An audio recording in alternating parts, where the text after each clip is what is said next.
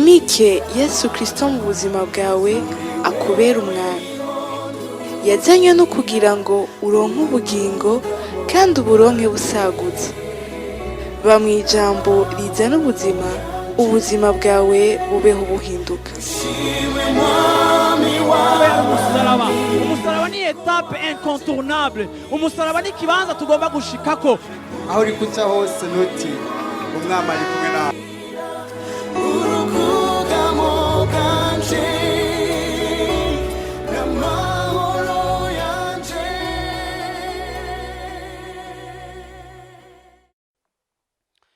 Ijambo ry'Imana rivuga muri Yohana wa mbere gice ca 5. Yohana wa mbere gice ca 5 ku murongo wa 4. 1 Jean chapitre 5 verset 4. Haravuga ngo kuko icavyawe n'Imana cose kinesha isi. Yohana wa mbere gice ca 5 murongo wa 4. Kuko icavyawe n'Imana cose kinesha isi. Iyo niyo ntsinzi yacu yatsinze isi, no kwizera kwacu. Haleluya, haleluya. Kuko icavyawe n'Imana cose kinesha isi. Iyo niyo ntsinzi yacu yatsinze isi, no kwizera kwacu. Niki catsinze isi? Niki catsinze isi? Icavyawe n'Imana. Hama icavyawe n'Imana catsinze par quoi? Haleluya, haleluya. Icavyawe n'Imana kigira gute? Kiranesha. Kikanesha cifashishije iki? Ukwizera. Bwana asifiwe sana. Haleluya. Amen. Kunesha isi, uravyumva? Nukunesha ikintu cose kiriko kiraza gikomoka muri systeme y'isi iri corrompu, iganjwe na Satani. Itatwereka imisi yose umugambi w'Imana, ariko Satani yiganjemo n'ibikorwa vyiwe bikoreka. Ariko Imana yashinze yuko abari muri iyo si igwaye imeze nabi. En particulier wewe, uravyumva uno musi uri hano muri kino kibanza, canke n'uwundi ari kure ya kino kibanza ariko akomoka muri iri hanga ry'u Burundi. Uravyumva? Ndagomba kuvuga ngo asangwa waravyawe n'Imana.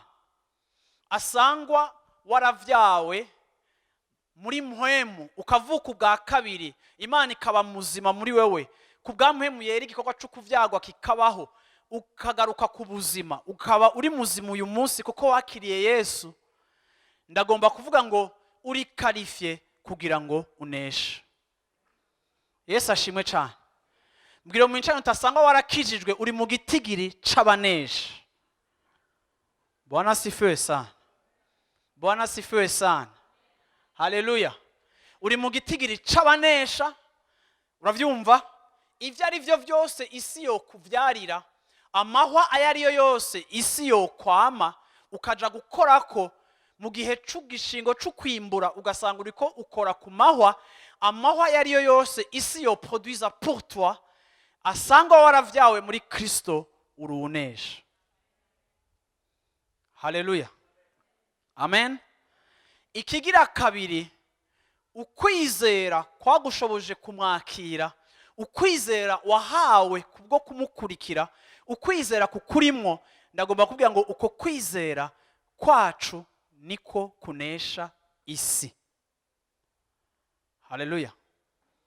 Rero ndakwipfurije indwi nziza tugiye gutangura yo kunesha. Ndakwipfurije imisi yawe yose yo kubaho uciye kugira gute unesha. Ikiguhagurukiye cose ndavuze ngo kineshe mu izina rya Yesu Kristo. Ico wumva udafitiye inyishu, ariko kandi wibuke yuko mu kwizera kwawe hariho isezerano ryo kunesha. Hamusubire kandi wiyubake mu cijambo ry'Imana rikubwira uvuga uti jewe nduwunesha. Asanga krize igukikuje mu buryo bwose bw'ivyawe vyose, ariko kandi usubire uvuge mu mutima wawe, wibwire mu mutima wawe, uvuge ngo ewe jewe nibimba mu vyose ndi mu gitigiri c'abanesha. Yesu ashimwe cyane. Uyu murongo rero ndashaka mumfashe kuwatura. Yesu ashimwe cyane. Tuwaturire hamwe twese uyu murongo. Haleluya. Vuga uti kuko icavyawe n'Imana cose. Ndashaka volume nyinshi. Kuko icavyawe n'Imana cose. Akandi ka volume kenshi. Kuko icavyawe n'Imana cose. Kinesha isi. Iyo niyo ntsinzi yacu. Yatsinze isi. Ni ukwizera kwacu. Haleluya. Tugasubiremo kandi. Ukabwira abadayimoni bose, ukabwire ibigukikuje byose, ukabwira amasituasiyo yawe yose, ukibwire ivyimviro vyawe, ukabwira ubwenge bwawe. Bwana asifiwe sana. Haleluya. Ukijambo ry'Imana bivuga ngo mwiyubake mu majambo. Haleluya. Mwiyubake mu majambo y'Imana. Bwana asifiwe sana. Iyi ni 1 Jean chapitre 5 verset 4. Haleluya. Subiramo tuti kuko icavyawe n'Imana cose kinesha isi. Iyi niyo ntsinzi yacu. Yatsinze isi. Ni ukwizera kwacu. Bwana asifiwe sana. Haleluya. Haleluya. Ukwizera kwacu. Urabizi muntu w'Imana, mvuge aya majambo akurikira. Ndashaka kuvuga kuri ibi bintu bikeya uno munsi muri kino gitondo. Mfatiye kuri iki kintu, ijambo ry'Imana ritwemeza yuko abavyawe nayo turabanesha. Abavyawe nabyo ukwizera kuzodutuma igihe cyose ducika abanesha. Haleluya. Kandi uyakire nk'amajambo yo kukuremesha, kandi uyakire nk'amajambo ugomba guhagarara ko ku buzima bwawe. Ndagomba kuvuga ngo ijambo ry'Imana rivuga ngo Imana yahamagaye Abrahamu, kandi ijambo ry'Imana rivuga ngo Abrahamu niwe sokuru, niwe sekuruza w'abizera, niwe ukwizera gukomokako. Igihe Imana yagomba gukora ibintu binini kandi bikomeye, Imana yarondeye umuntu umwe apana igitigiri c'abantu benshi. Imana mu kurondera umuntu umwe irondera Abrahamu, imubwira ngo wowe nzokugira ihanga rikomeye, nzokugira ihanga. Imubwira ko izomugira ihanga igihe yari karakura, igihe yari amaze gukwiza imyaka itari mikeya, atanu uruvyara afise, ariko Imana imubwira ngo nzokugira ihanga rikomeye. Haleluya. Imana imubwira ngo nzokugira ihanga rikomeye. Abrahamu mu gusaza kwiwe agenda gusaza, ariko kandi naho yagiye gusaza ataravyara, Imana imuha uruvyaro rw'Imana imuhaye nka sogokuruza wacu wo kwizera. Umwana wiwe wa mbere avutse yitwa Isaka, canke wa kabiri ariko uwisezerana ari we Isaka, avuka nk'akabuto. Haleluya. Avuka nk'akabuto, avuka nk'ikimenyetso c'ivyo Imana yabwiye Abrahamu, ariko bikiri muri dimension ntoya, ariko kandi bimutera intege co kubona ico Imana yamuvuzeko. Imana imuremesha mu majambo menshi, Imana imuremesha mu nzozi zinshi, Imana imurungikira abamarayika benshi basubira kumukonfirma ko Imana izomugira munini, ariko kandi wewe yiraba akabona yuko urugeza agezeko afise umwana umwe, nta bintu vyinshi bihari, ariko kandi Imana ishishikara kumuremeshereza mwiyerekwa igihe situation yiwe iri apparente canke iboneka canke ifatika yari contraire y'ivyo Imana iri kiramubwira. Yesu ashimwe cyane. Amaze kuvyara akakabuto ari we Isaka, Isaka na wene agira gute? Aravyara abana, ariko Isaka yitwa ko ari we kabuto. Isaka cika ikimenyetso ca mbere cyo gushitsa umugambi w'Imana, kuko Isaka na wene amaze kuvyara yivyarira abana bake, avyara abahungu biwe. Uravyumva? Amaze kubavyara, mubo yavyaye aravyara mu witwa Yakobo. Yakobo abo wa mbere mu kugenda kure, kuko yivye umugisha mwene wabo, ariko Yakobo mu guhunga no kugenda no mu kwangara kwiwe, ashitsi yaroye nk'akabuto canke ashitsi yaroye nk'ikimenyetso c'umugambi w'Imana uri kurakurikirana. Kandi kimwe bishobora kudufasha gutahura nuko umugambi w'Imana udatitugwa n'ivyo turiko turacamo. Yesu ashimwe cyane. Isaka ashitsi yaroye, nteye kuri Isaka, nteye kuri Yakobo. Yakobo ashitsi yaroye akunda Rakeli, akunda Rachel. Abaza onkle wiwe maternel, aramubaza ati nigi kinokora kugira ngo nshobore kuronka Rakeli. Ariko kandi uyu mugabo amubwira ngo uzokorera Rakeli imyaka 7, inyuma y'imyaka 7 nzomuguha. yakobo kuko yakunze uyu mugore canke yakunze uyu mukobwa amukorera imyaka 7 abiri icuye imyaka 7 kuko yari yakunze kandi musanzwe mubizi yuko ico ukunda uragikorera. Ico ukunda nasanze mu buzima, ico ukunda hari ikiguzi ugitangira mu buryo bumwe canke ubundi. Atanga ikiguzi c'imyaka 7 akorera Rakeri, ariko kandi nyuma y'imyaka 7 baramuguriza bamuha wa wundi yari afise macumarenge canke bamuguriza bamuha wa wundi yari agwaye amaso, bamuha Leya ariwe mukuru, bamuha uwo atakunze, bamuha umushahara utandukanye n'ico yakoreye. Agiye kubira avuga ati mwampaye Leya ariko nasavye Rasheli. Aramubwira ati na Leya mukorera iyindi myaka 7, ikorera iyindi myaka 7 Rasheli, amukorera 14 ans.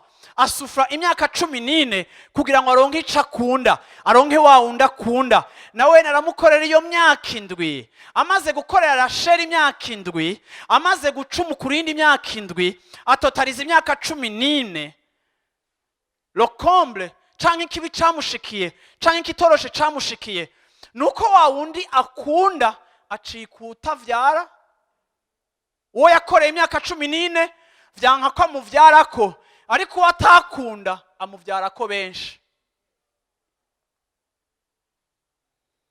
Amaze kumuvyarako benshi, mu mutima wiwe wo gusenga no kubona Imana imukorera igitangaza, no kubona Imana yo muha umwana wa Rasheli, no kubona Rasheli yo vyara, uravyumva aramukunda ariko nta kibondo afise. Uwundi ni macumagenge ararondoka cane, uravyumva. Ariko kandi muri ako gahinda kiwe Rasheli aravyara. Bwana sifiwe sana. Bibiri ivuga ngo Imana yugurura inda ya Rasheli. Yesu ashimwe cyane. Hari ikintu kintangaza abantu b'Imana. Abrahamu yaratevye kuvyara, Isaka yaratevye kuvyara, Yakobo yaratevye kuvyara kuwakunda. Nibajije kubera ko aba bantu bose ico bari bahahamiye batevye kukironka, ariko bakironka kikaza gifise ubundi buryohe n'ubundi bwiza. Mbega ikintu gitevye bwa bunini nico kiryoha kurusha icihuse? Ntavyo nzi, wowe utajaza we peke yako. Haleluya. Ariko aba bantu Imana yabwiye ngo bazocika ihanga, bose bari bafise ikibazo cyo kuba abateba kuvyara. Amaze kuvyara Rasheli, icatumye Yakobo akunda urukundo rudasanzwe Yosefu nuko Yosefu ari umwana wa Rasheli, umwana w'umugore yakunda cyane. Yosefu amaze kuvuka, ijambo ry'Imana rivuga ngo Yakobo yakunda Yosefu cyane, ariko kandi naho yakunda Yosefu cyane akumva mukunze. Uravyumva, birashoboka ko yamukunda kuko yakunda nyina, cyangwa ko yamukunda kuko yavutse bigoye, sinzi icyaco cyose.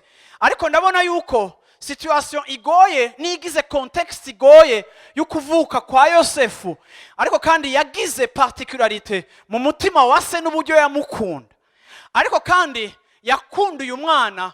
Hari ikintu kimwe, hari ibintu bishika kuri bingahe twogereranya ubuzima bwa Yosefu tukabigereranya n'ubuzima bwa Yesu. Haleluya. Kimwe mu bintu byari bigize ubuzima bwa Yosefu gisa n'ikintu cari mu buzima bwa Yesu ca mbere. Ijambo ry'Imana rivuga ngo Yosefu mu buzima bwiwe, uravyumva, ijambo ry'Imana rimutwereka nk'umwana yari afise umutima uri pure. Yari afise umutima utunganye, kuko igihe bene wabo bagira amanyanga, igihe bene wabo bakora amakosa, niwe yaza gutanga rapport, niwe yari afise inyifato yindi. Uretse ko se yamukunda, ariko turamubonamwo ibimuranga vyamugira kuba umuntu ari special. Yari umuntu afise umutima utunganye. Bantu b'Imana, reka ndakubwira ikintu kimwe, ivyo uri kuracamwo ntibihagarika umugambi w'Imana gushishikara ku buzima bwawe. Ngenda kwibutse ngo tutaraca muri ibi turiko turacamwo, umugambi w'Imana ku buzima bwawe wari uhari kuvukira mu nda ya mama wawe, kuvukira akabuto gato, umugambi w'Imana wari uhari. Calendrier y'ibibazo vya politike ntiza kwanira calendrier y'umugambi w'Imana ku buzima bwawe. Nico gituma nshaka gusura kandi kukwibutsa no musi muri kino gitondo, ndagomba kukwibutsa yuko umugambi w'Imana ku buzima bwawe urashishika gushishikara. Nico gituma ugomba kwibuka yuko kimwe mu bintu vya mbere bigomba kuranga ubuzima bwawe, Bibiliya itubwira ngo Yosefu yari afise umutima utunganye. Imana yaduhamagariye kuba abantu bafise umutima uri pur. Kugira umutima utunganye bisobanura ngo nukugendera mu kuri utahura kandi uzi mu rugezo rw'ivy'Imana yagukomunitse, kutaba en conflit avec Dieu, ariko kubaho mu buzima bwawe atajwi rya muhemu yera ariko kwagiriza, nkuko twize kuri muhemu yera ko tutagomba kumushavuza. Ugomba kubaho muhemu yera ataca ariko arakwagiriza, ariko nimba hari ico muhemu ariko aragutahuza ugomba kugikosora kugira ngo ugahantise ubuzima bwawe, kumaintain umutima wawe muri pureté, kuko situation na circonstances zirahinduka, ariko kuba mu mutima uri pur biragahantisa umugambi w'Imana gushishikara ku buzima bwawe atacu utakaje kandi udacerewe, kuko Imana ikorera mu muriro, igakorera mu mazi menshi, igakorera muri circonstances zacu. Bwana sifiwe sana. Bwana sifiwe sana. Navuze ngo Yesu ashimwe cyane. Haleluya. Reka ndakubwire abantu b'Imana, ni washaka guha umutwe iri jambo ry'uyu munsi, ugite gutya, ugite kwama ivyamwa mu gihe kibi. Kwama ivyamwa mu gihe kibi. Gutanga ivyamwa muri environnement mbi. Kugira ivyiza bikuvako kandi uriko wevoriwa muri contexte mbi. Hari igihe twibaza yuko kubera ibintu mumenga mu gihugu biri muri frame, hariho n'abakristo nasanze umenga n'ivy'impuhemu bari muri frame. Niyo wibutse kuza dimanche, ngire iki. Donc activité spirituelle, ivy'impuhemu vyawe, ivy'ijambo ry'Imana wabibitse muri tiroir ngo nimurindire ngo ibintu bihere. Ambo bihere, urindiriye bihere kugira ngo usubire kwibuka ko hari umugambi w'Imana ku buzima bwawe. Reka ndababwire abantu b'Imana, ntihagire ikintu na kimwe kigusamaza. Ugomba kwibuka yuko Imana yaguhamagaye kandi ifise uko yaguhamagaye, kandi umugambi w'Imana urashishikara ku buzima bwawe. Haleluya. Yesu ashimwe cyane. Ivyo yaguhamagariye, ivyo agushaka ko, ivyo agiye kugukoresha, ivyo akuvuga ko, ndavuze ngo birashishikara. Yesu ashimwe cyane. Haleluya. Uyu muhungu yari afise umutima umeze neza. Yari umuntu ubonamwo innocence, ku buryo n'igihe mu buzima bw'iwe yagiye akarota, akaza kurotorera umuryango wiwe ashushe ivy'Imana yamubwiye, vy'ingene izomugira binini, vy'ingene Imana imufise ku mugambo udasanzwe, abandi bikabatera kumugirira ishari. Uravyumva? We ntiyumva ikibazo kihari kubabwira imigambi myiza Imana imufiseko, kuko nta kibazo yari afitaniye nabo, ariko mu gishingo yuko baryoherega umugambi w'Imana ku buzima bwiwe, ariko bo bamugiriye ishari, batangura kwimvira ingene bomwera imina, kuko uretse ko se amukunda, ariko n'igikundiro c'Imana kiri kuriho. Hariho faveur y'Imana iba ku bantu b'Imana. Bwana sifiwe sana. Uyu muhungu Imana ari mufise ku mugambi. Uyu muhungu ivyiwe vyose nibitari vyoroshe, ariko reka nakubwire ngo Imana ari mufise ku mugambi. Abarotorera indoto, umunsi umwe baravuga ati reka nakwereke, uretse ko yaravise umutima utunganye nkuko nabivuze. Uravyumva? Umunsi umwe bene wabo baradesida, uravyumva, baravuga ngo akagapeti tutakauzisha. Haleluya. Sasa reka ndakubwira ikintu kimwe muntu w'Imana. Navuze ngo reka no muri ibi bihe bisa nk'ibitari vyiza, reka muntu w'Imana ushishikare kwama. Siko ga muntu w'Imana, shishikara kwama. Yesu ashimwe cyane. Shishikara kwama. Bwana sifiwe sana. Reka ndakubwire, navuze ngo hari ibintu bishika kuri bingahe, bishika ku 8 natororokanije bifitaniye isano hagati y'ubuzima bwa Yesu n'ubuzima bwa Yosefu. Siko? Ariko ndaza gushimikira ku kintu kimwe muri ibi. Uretse ko uyu muhungu yari umuhungu yejejwe canke afise umutima uri pur, ijambo ry'Imana uretse ko yakundwa na se, uravyumva, ijambo ry'Imana ritubwira ngo papa wiwe yari yaramusoneshereje agahuzu gafise amabara adasanzwe, kandi ako gahuzu abandi bana ntibari bagafise.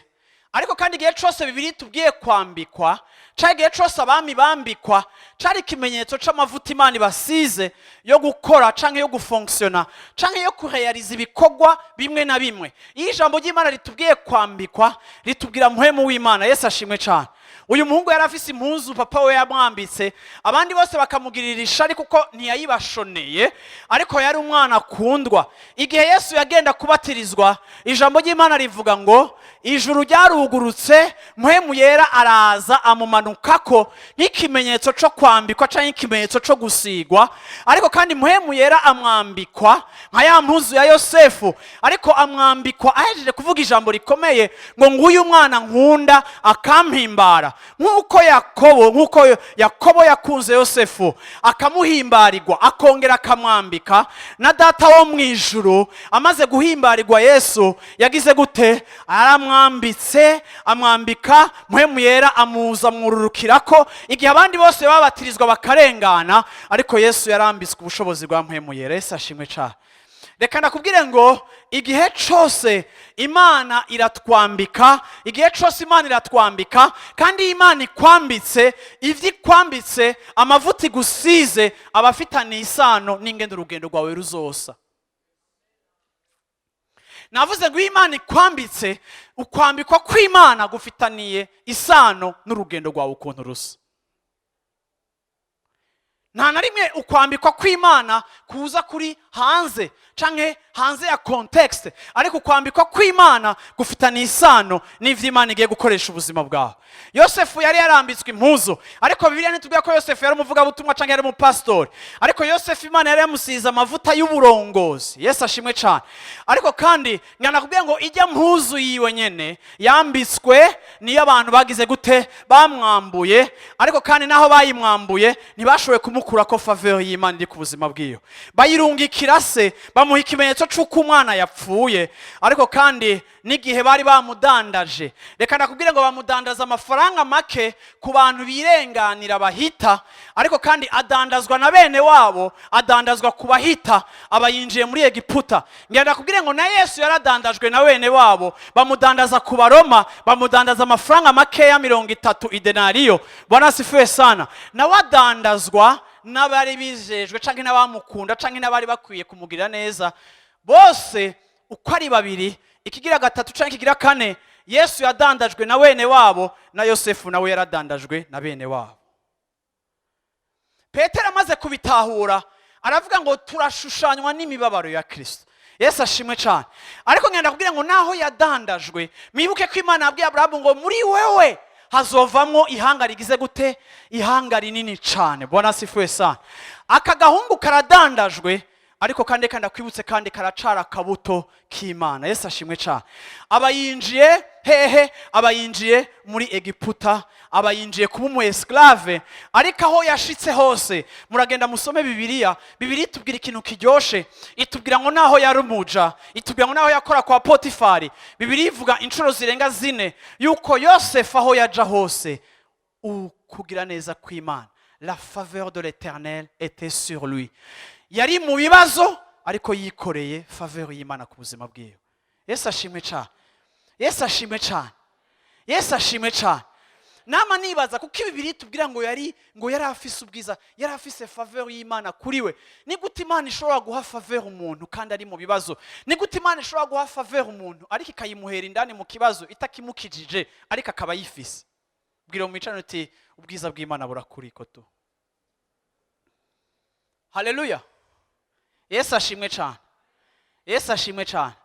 Aka gahungu karagiye, karakubititse, yadandajwe na bene wabo, yagize gute? Ntamerewe neza, ibintu ntibimeze neza, ntakora ico ashaka, yavuye muri affection ya papa. Hari ibintu vyahindutse abantu b'Imana. Kwa Mungu naravuze ngo hari ibintu tuvuga turi mu bihe vyiza abantu ntibavyumve. Aho kandi nganda kubwire ngo uyu munsi urashobora gutahura yuko Yosefu yari special. Asanga yarashishikaye gusayangana, bigatuma Potifari agira umugisha kubera we. Birumvikana yuko uyu muhungu akaba atikoromfye ngo ajyamane n'ujya mugore naho yamushaka. Birumvikana yuko uyu muhungu naho yari muri situation mbi, birumvikana ko yashishikaye kuziga mu mutima wiwe. bisobanuraga muntu w'Imana nawe uyu munsi wogereranywa na Yosefu. Ni nkuko no kubaza ngo uno munsi vyawe bisa gute, uhagaze gute, mbega we n'Imana murabandanya malgré ivyo uri kurabona ipembeni, canke we n'Imana mwaragize pause? Nimba waragize pause, subirugire play, hama filimi bandanya, hama urugendo rushishikare. Yesu ashimwe cyane, Yesu ashimwe cyane, haleluya.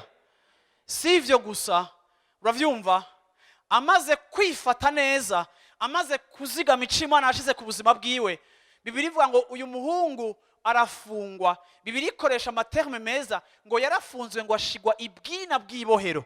Ni ukuvuga ngo yinjijwe muri kasho. Bwana asifiwe sana. N'ijambo ry'Imana rivuga ngo igihe Yesu yapfa yajanywe mu kaburi baramuhamba, ngo aragenda ashika ikuzimu, ashikaho Satani ari, agira gute? Amwaka imfunguruzo. Na Yosefu yarashitse ibwina, kandi reka ndakubwira aba bantu bombi uko ari babiri bamaze gushika ibwina aho bagiye gufungirwa.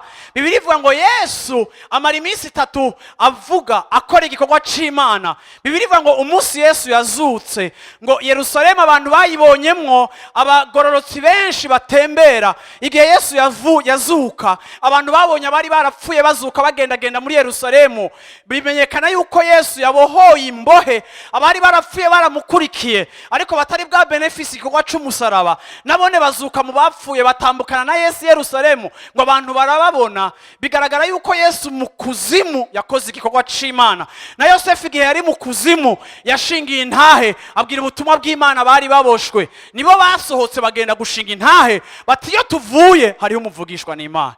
Mu gihe ciwe kibi ntiyabitse ingabire, mu gihe ciwe kibi ntiyaretse kuvuga fidelite y'Imana, mu gihe kiwe kibi ntihagaritse kuvuga kugira neza kw'Imana. Ariko mu gihe ciwe kibi aboshwe, arenganijwe, bamemuonea, lakini katika hiyo hali akamshuhudia Yesu, akazidi kumshuhudia Yesu, na Yesu naye akashuhudia, na kwa hiyo njia akatoka. Bwana asifiwe sana, haleluya.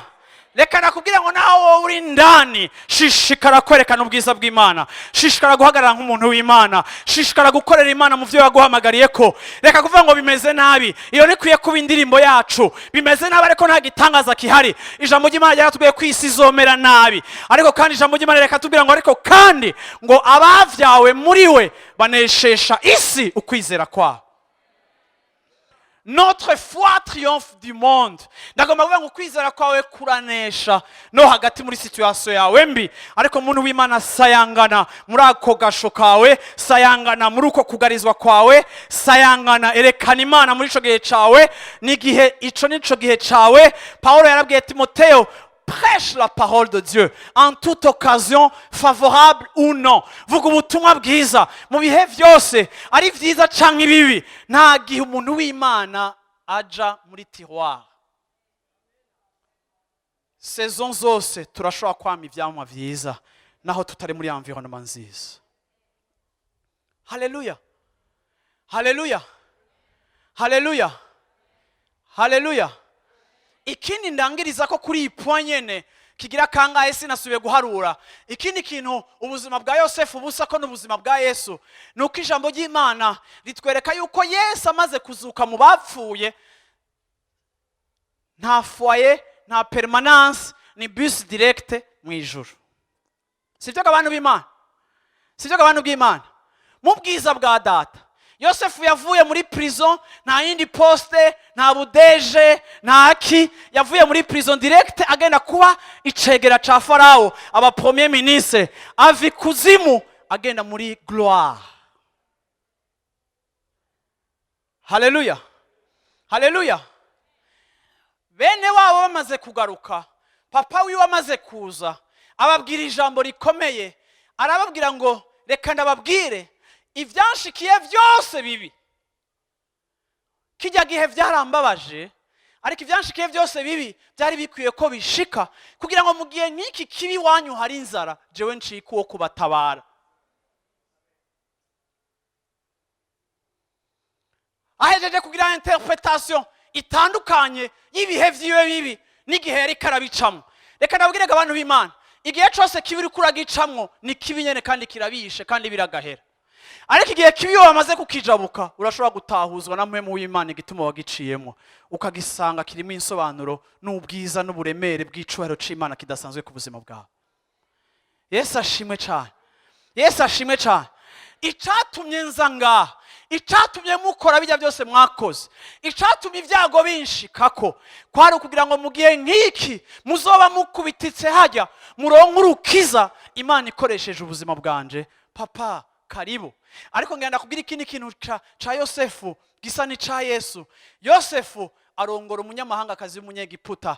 Yesu amaze kuzuka arongora ishengero ry'abanyamahanga aribo twebwe. Ijambo ry'Imana rivuga ngo ntitukomoka ku giti originale ca Israel, ariko turi kimbomano, tulitoweka huko bakatutia sasa plagru muri Kristo Yesu. Haleluya. Twarinjijwe muri Kristo Yesu. Niko Abaroma igice c'icenda havuga ngo Imana yaduteye ku muzabibu originale igihe twari igiti co hanze. Yesu azoza gutora ishengero, ariko iryo shengero rizoba ririmo n'abanyamahanga. Nitwe twakiriye ubutumwa, nitwe twakiriye agakiza. Abisirayeli bacarindiriye Mesiya, ariko twe twaramaze kumwakira. Twacitse umugeni wa Kristo, kuko nkuko Yosefu yarongoye umunyamahanga na Yesu arongora umunyamahanga ari we shengero ry'uyu munsi. Yesu ashimwe cyane, Yesu ashimwe cyane. Bwana asifiwe sana.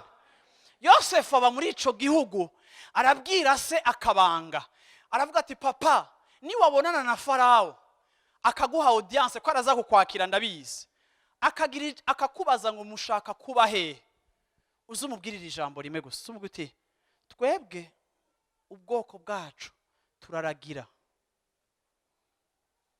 Yosefu avuga ati ndaza ahantu yitwa Gosheni, hari ubwatsi bwinshi, ibitungwa byacu bizobaho.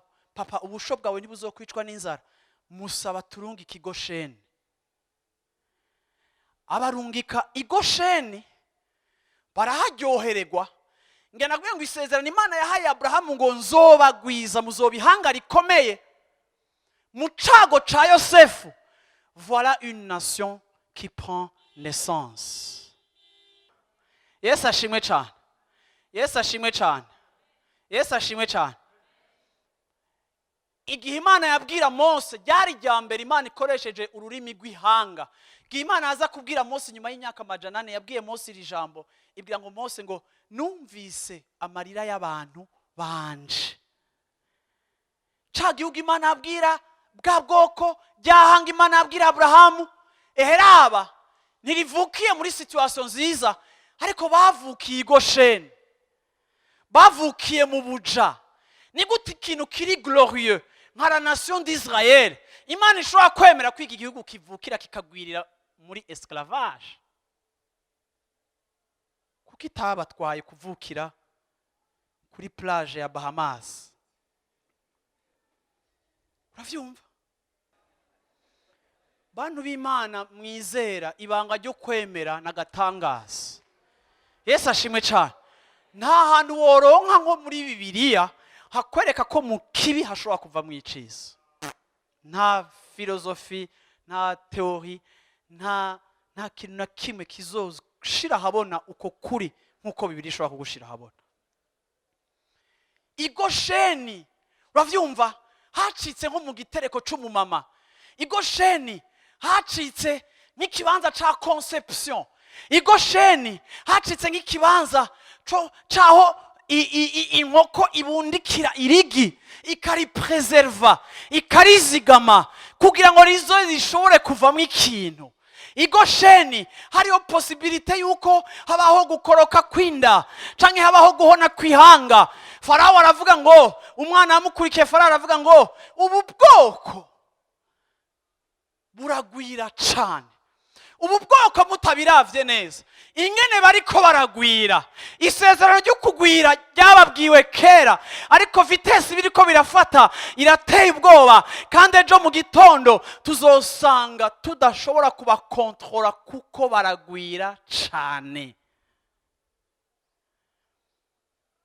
Bagwira arabaja, bagwira bubaka, bagwira batorohewe, bagwira badafise umwidegemvyo, bagwira bataguwe neza, bagwira bataje iyo bashaka, bagwira muri situation mbi, ariko Imana irasura umugambi wayo, irabundikira amagi, irabundikira umwana mu nda, arafata forme, araronka ibimugaburira, aragira gute. Ihanga rivukira muri esclavage, ihanga rivukira muri situation na contexte mbi, ihanga rivukira mu bintu bigoye bisha nabi, ariko Yosefu abiwe bose baragwira, abiwabo bose baragwira.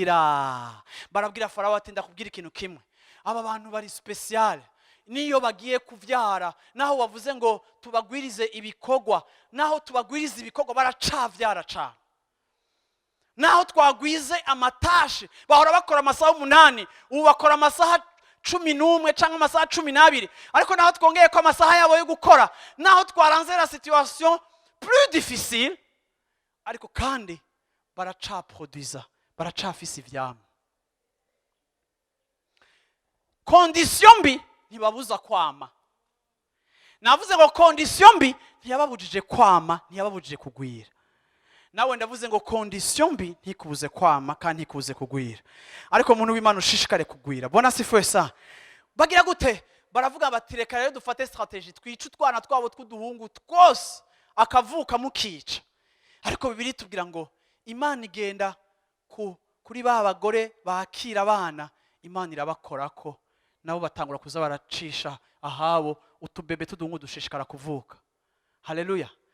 Igihe kigeze, Imana iramanuka iravuga ati numvise ukurira kw'abantu banje, numvise amasengesho y'abantu banje, numvise akaruru k'abantu banje, numvise gutaka kw'abantu banje, numvise umuniho w'abantu banje. Mose haguruka ugende kubansohorera. Uwo munsi délivrance iri spéciale, sans l'intervention y'akaboko k'umuntu n'umwe, ariko authenticité y'igikorwa c'Imana. Imana irashika ibohora ihanga ryose rirasohoka. Uwo munsi basohotse, abantu batangura kubamenya nk'ihanga. Amahanga ntiyabatinye kuko bamerewe neza, amahanga yagiye abatinyira mu bihe byabo bibi, amahanga yagiye abona ubwiza bw'Imana mu bihe byabo bibi, amahanga yagiye abasonera kubera ibihe byabo bibi n'ingene Imana ibana nabo.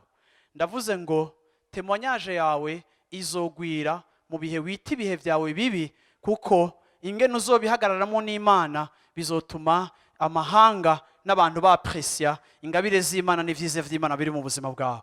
Nico gituma ashaka kubwira kuri uyu munsi muri kino gitondo, muntu w'Imana, twege nta excuse nimwe dufise yo kudaproduiza. Naho twaba tumeze nk'abatewe ahantu habi, ndavuze ngo uzomera mu izina rya Yesu Kristo. Haleluya. Nimba Yosefu yarameze malgré kugwanywa no gupingwa, ariko ico Imana yerekanye kigashika, ndavuze ngo nico Imana yavuze kuri kino gihugu kizoshika mu izina rya Yesu Kristo. Ndavuze ngo ibihe byacu bibi ntibivuguruza umugambi w'Imana, ariko ibihe byacu biradukarisha kugira ngo tuze ducike abo kwerekana ubwiza bw'Imana mu mahanga no mu moko no mu bana bacu. Rero ndarangije mvuga ngo iki ni gihe cawe nanje co gushishikara kwama ivyamwa vya mpwemu yera. Ni gihe canje nawe co kudasamazwa n'ivyo turiko turabona n'ibiko birakoreka, ariko ni gihe cacu nk'ishengero co gushishikara guproduiza pour le Seigneur, kuko jewe na wewe kubwo kwizera kwacu twaranesheje, kandi kuko twavyawe. Haleluya. Twege turusha Israeli iri Gosheni, kuko twege twavyawe muri mpwemu, twuzuye mpwemu yera. Rero tuzoshishikara kwama kubw'Imana. Rero nkomero umuntu mwicarana uti ntusamare, ushishikare kwama igosheni. Yesu ashimwe cyane. Igosheni. Yesu ashimwe cyane. Yesu ashimwe cyane. Ushishikare kwamira igosheni, ushishikare kugwirira igosheni. Bwana sifiwe sana. Haleluya. Bwana sifiwe sana. Bwana sifiwe sana. Haleluya. Hari ayandi majambo azokwandikwa, hari ibindi bizoja mu mateka yacu no muri histoire yacu, ariko kandi ndavuze ngo Burundi umeze nk'uri karaba conçu, umeze nka we bana uriko page yawe irikira tourna. Ndavuze ngo Burundi umeze nk'umwana ari mu nda ya mama, uri fragile, uravyumva n'ukwikoreye ntamerewe neza, ariko kandi ndavuze ngo mu gihe kikwiye kandi mu gihe gishinzwe n'Imana umwana azovuka. Yesu ashimwe cyane. Yesu ashimwe cyane. umwana azovuka kandi azobaho, naho ibi bihe umenga uri kugenda wiyengenze, ntukugenda utwaza buhoro, umenga urasesemwa, umenga uravyumva, uguma uja kwa muganga baguma bagukurikiranira hafi, amakungu aguma gukurikiranira hafi. Haleluya. Ariko hari ico Imana iriko irakora. Bwana asifiwe sana. Sinzi ko ushobora kukibona, ariko hari ico Imana iriko irakora. Haleluya. Bwana asifiwe sana. Bwana asifiwe sana. Yesu ashimwe cyane. Yesu ashimwe cyane. Haleluya. Imana izotugirira neza, kandi Imana izotugirira neza. Haleluya. Kandi situation yawe mbi ntisobanura ko umugambi w'Imana wahagaze. Le projet de Dieu continue. Nawe ushishikare kuraba Imana yawe, ushishikare kuyitega, ushishikare kuyihamagara, ushishikare kuyibwira. Haleluya. Musi muzova igosheni uzoja mu cyo Imana yagusezeraniye cyose ciza kikuvuga ko kivuga imigambi y'Imana. Yesu ashimwe cyane. Ibisigaye navyo mushishikare kurondera mu nyonga hiwe no kuzuzwa nawe, kugira ngo abari bashobora kudukomunika ico ashaka n'ico ariko aravuga. Amen. Hagurutse wo mwicaranye tugiye gusenga rero. Haleluya. Haleluya. Sinzi kumeze nkanje, ariko ndizeye Imana. Haleluya. Kandi sinkekeranya ko Imana, umwanditsi wa Zaburi yavuze ngo Imana yuzuza umunezero wacu kubw'ibikorwa by'amaboko yayo. Yesu ashimwe cyane. Yesu ashimwe cyane. Haleluya. Ibikorwa by'amaboko y'Imana, guhagarara mu kibanza uvuga ico Imana iriko iravuga, ukacatura kandi ukacizera. Bwana asifiwe sana. Haleluya. Sinkekeranya uzobona kugira neza kw'Imana mw'isi y'abariho. Bwana asifiwe sana. Haleluya. Washobora kumushimira, washobora kumushimira. Haleluya. Sinzi aho uri kuraca, sinzi ko kuraca ahantu hameze nkaho Yosefu ariko araca, ariko nakwibukije no musi muri kino gitondo yuko asangwa faveur, ukugira neza kw'Imana, igikundiro c'Imana kikuriko, asangwa Imana ikwishimiye kandi kuryoherewe. Ngenda kubwire ngo ibihe bizorengana. Haleluya. Uzoboneka hakurya uhagaze kandi ushima Imana, ibihe bibi byarakurenganya. Haleluya. Ikiri important no musi muri kino gitondo ni igikundiro c'Imana kiri ku buzima bw'ishengero ryayo. Ikiri important muri kino gitondo ni igikundiro c'Imana kiri ku buzima bwawe. Mbega uravyizera? Mbega urizera ko ari igikundiro c'Imana kiri ku buzima bwawe? Mbega urizera ko ari projet y'Imana iri kirirealize? Mbega urizera ko urugendo rwawe n'Imana ruko rurashishikara, hari aho ruko ruragenda? Mbega urizera ko Imana itahagaze gukora canke itahagarize kuvuga canke gushitsa, ariko urizera ko ikihari asanga uvyizera? Haleluya. Ushimira Imana uhagaze kuri ayo majambo. Yesu ashimwe cyane. Ariko kandi ntusamara, ariko ndashaka kubona umuntu wese afata umwanya wo gushimira Imana. Haleluya. Ijambo ry'Imana rivuga ngo naba bari mwebwe mwiyubaka. Bwana asifiwe sana. Urafise responsabilité yo kwiyubaka, kandi wiyubakira mu kuri kw'ivy'Imana ivuga, wifashisha ico Imana ivuga, ukacubakira ku buzima bwawe. Haleluya. Ariko navuze ngo situation zawe, ibihe vyawe, ibibazo vyawe, ingorane zawe uyu munsi uri kuracamwo, ibitameze neza, amakuru mabi wumvise, amakuru mabi uri kurabona imbere yawe, umwijima usa n'uri imbere yawe, ntiwahagaritse ico Imana ikirakora mu buzima bwawe. Ariko shimira Imana uno munsi mwitwarariko wayo ku buzima bwawe, kwikubundikiriye, kwikuzigamye, kwikurindiye igosheni, ahitwa kari ahantu habi, ariko kandi niho multiplication yawe yexersa. Ahitwa ko hari habi kuri Israel niho yavukiye. Imana yo guha kuvukira mu bihe bibi, Imana yo guha guhagurukira mu bihe bibi, Imana yo guha gukorera mu bihe bibi, Imana yo guha gusiga ikagusigira ibijanye n'ibihe bibi. Imana yo guha faveur. Faveur y'Imana ni iri important muri kino gitondo. Ubwiza bw'Imana ku buzima bwawe nico kintu kiri important. Yaraguhaye muhemu yera, yarakubatirije muri muhemu yera, yarakujuje ubwiza bwiwe, yaraguhaye agakiza waravyawe, yaraguhaye ukwizera muri we. Ivyo byose birashobora kwagukira muri we, kandi bikarushiriza gutotahira muri we. Ntibivaye nahuri. Ndanse kuryohererwa, ndanse kwiyubakira muri situation nziza gusa, ariko no muri situation zitari nziza ngomba kwitega no kwizera Imana yanje. Imana yigosheni muri kino gitondo ndayihaye icubahiro. Imana yigosheni muri kino gitondo ndayihaye ishimwe. Imana yigosheni muri kino gitondo ndayikengurukiye. Imana y'i Gosheni muri kino gitondo ndayihaye icubahiro.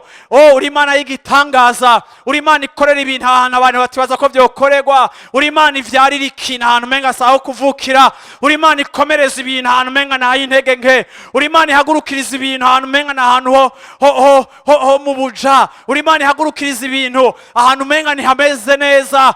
Mana ndagushima yuko umuntu wawe azototahara, Mana ndagushima yuko umuntu wawe azoshikamira mu bugaragwa, Mana ndagushima yuko umuntu wawe azokomerezwa Mana mu kibanza kitari ciza. Ndakweretse abantu bari muri kino kibanza, ndakweretse abantu bari hano hantu barugarijwe, ntibamerewe neza, bamwe ntibaguwe neza, abandi ntibafise amakuru meza, abandi bugarijwe n'ubwoba, abandi babona umuriro ubandanya kuba mwinshi nkuko Israeli umuriro wabandanije kuba mwinshi, aho bavuze ngo bongera ibikorwa, aho basubiye kuvuga ngo mubatware abana. Mana ntivyari ibihe vyoroshe, ariko umugambi wawe warashishikaye, umugambi wawe warabandanije. Ndagushimiye muri kino gitondo ko atakintu kimwe gihagarika imigambi yawe. Ndagushimiye muri kino gitondo ko atakintu kimwe gihagarika Mana ico wavuze. Icubaro n'ikibi cawe Mana uhezagira umuntu wese ari hano hantu. Mana ndasengeye umuntu wese ari hano hantu, urazi situation y'umuma wese. Ndavuze ngo mpwemu yera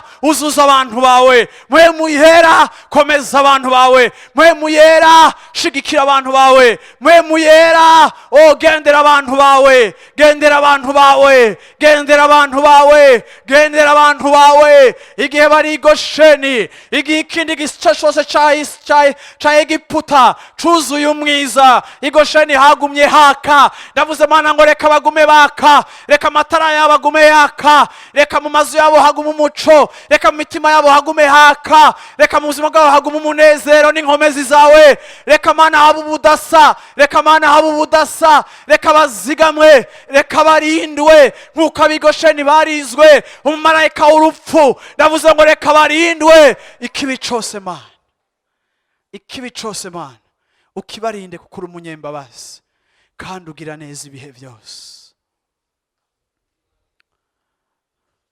Natwe Mana tuzomera nka Miriyamu, nitwamara gushika hakurya y'ikiyaga gitukura tuzokuririmbira indirimbo, tuzokuririmbira indirimbo Mana, tuzogushingira intahe Mana, tuzokuririmbira indirimbo nsha Mana, rimblo shetele ko telebo shitele, tuzokuririmbira indirimbo nsha Mana, tuzokuririmbira indirimbo nsha Mana, tuzokuririmbira ya ndirimbo Miriyamu yakuririmbira akavuga ngo ingabo za Farawo wazisutse mu kiyaga. Oh haleluya. Tuzovuga ngo daririmbira uhoraho intsinzi y'agahebuza, yasutse ingabo za Farawo mu kiyaga gitukura. Mana inkomezi Mana zigwanya imigambi yawe Mana, tuzoririmba indirimbo aho tuzovuga kugira neza kwawe Mana. Ijambo ryawe rivuga ngo waje kugira ngo abantu baronke ubuzima kandi busagutse. Mana ndavuze ngo reka Mana ivyo waje gukora, reka Mana ivyagutumyuza, reka Mana ivyatumye umusaraba ubaho, reka Mana ivyatumye izuka ribaho, reka bikoreke kuri kino gihugu, reka bikoreke kuri kino gihugu Mana. Ivyo waje kuhetablisa Mana, ivyo waje kuvyura, ndavuze ngo reka bikoreke muri kino gihugu mu izina rya Yesu Kristo. Mana ndavuguruje ikintu cose gitandukanye n'umugambi wawe muri kino gihugu cacu. Ndavuguruje Mana yo mwijuru ivyimviro byose n'ivyumvirwa byose vy'umwiza Mana biri destine gusambura no kumeta ankozi ico uvuga. Ndavuze Mana ngo kubwo abantu bawe bahagaze hano hantu kubw'ishengero ryawe, turahamagaye faveur yawe kuri kino gihugu, turahamagaye faveur yawe kuri rino hanga, turahamagaye faveur yawe kuri rino hanga. Ya faveur wahaba ari Gosheni nuyiha abarundi mu izina rya Yesu Kristo. Mana bagwire, Mana baje kure, Mana baneshe, Mana babohoke, Mana baje hakurya, Mana bashike mu vyo uvuga, Mana bashike mu vyo watuye kuri bo, Mana bashise umugambi wawe kuri wewe Mana, umugambi wabo wabageneye ku mahanga. Ndavuze Mana ngo ushitse mu izina rya Yesu Kristo. Haleluya, haleluya, haleluya, haleluya.